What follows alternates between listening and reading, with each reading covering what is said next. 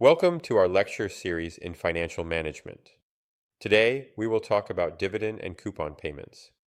Investing aims to receive cash flows regardless of market prices or valuation models. Dividend payments and coupon payments are primary ways firms distribute cash to investors. Equity holders get dividends. Debt holders get coupons, differing in obligation, risk, and taxation. A dividend is a cash payment by a corporation to shareholders from after-tax profits. Dividends are discretionary, board declared, and require sufficient earnings and liquidity.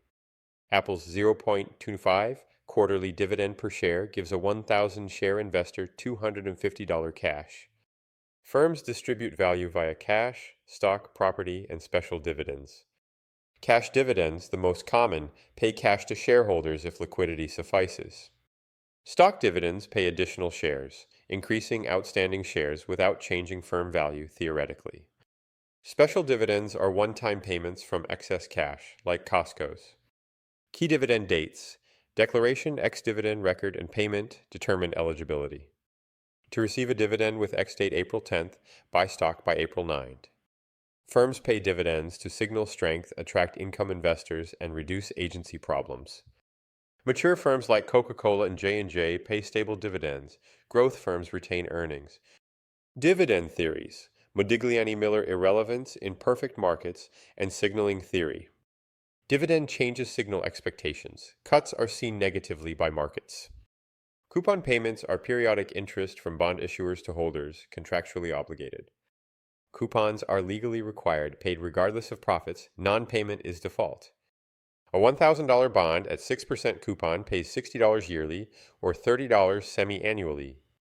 Bonds: fixed coupon, floating rate, zero coupon, with varying interest rate risks.